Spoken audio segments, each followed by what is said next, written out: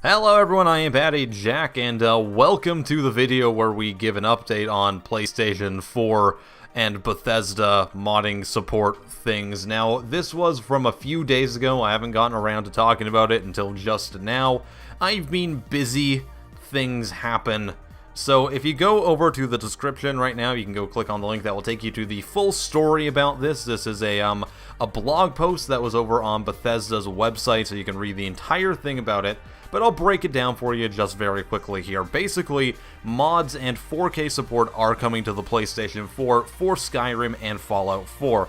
However, there are a few caveats to that. Now, we'll get to those in a second. First of all, I just want to say that it's a good thing that we're getting some form of mods on the PlayStation 4, because without that, it was a way too inferior product, and I really pitied anyone who actually had the games on that system, because really, you were buying something that wasn't as good as every other version of it.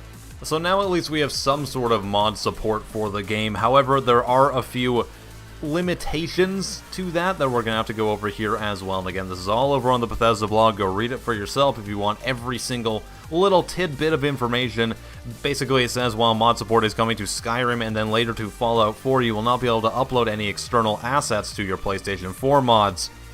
So what does that mean? Well, it limits you to only being able to use the creation kit that's available in the game itself.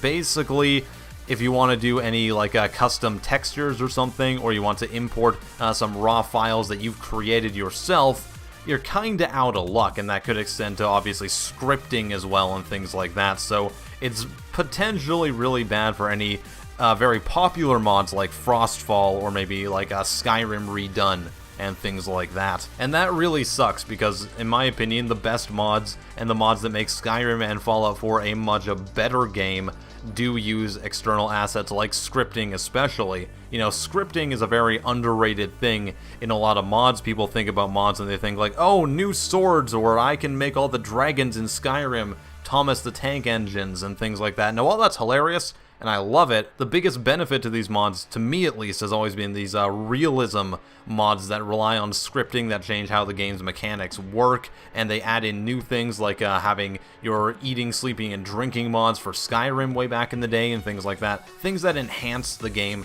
that you already had and made it a much better experience. So all in all, it's a step forward, but it's also kind of a half step back as well, because we're getting a bit limited in what we can utilize on the PlayStation 4 modding-wise. And like I said in the other videos, I don't blame Bethesda for this. In fact, they were originally just going to not bring mods over to the PlayStation 4 because they couldn't come to an agreement with Sony.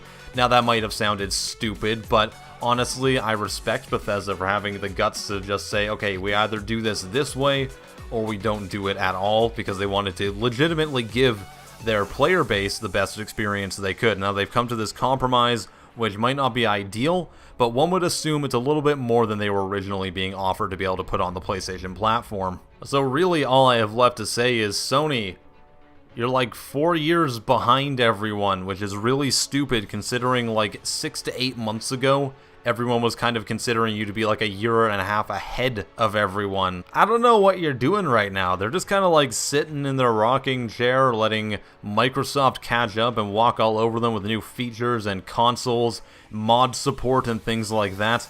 You guys gotta get on the ball, because most importantly, I want everyone, no matter what type of gaming platform they're on, whether it be consoles, PC, Nintendo DS, I don't care, maybe you have a Game Boy Advance, a Dreamcast, I want everyone to have the greatest gaming experience they can. And if you're going to be offering an inferior product at the same price, well, in my opinion, not so good, and you might want to look into switching up that business model a bit, because that way more people will get their value out of their video games. What do you think about this? Let me know in the comments. Hope you guys enjoyed the video. If you haven't already, always check out my Discord, go hang out there. I'm usually there pretty much every day for a while at least. I'm doing a podcast down there now too, so that's going super funsies, and it's a great community all around, getting a lot of content creators, game developers as well in there, so there's a link to that in the description. I am IAmPattyJack, and I will see you guys next time. Have a wonderful day.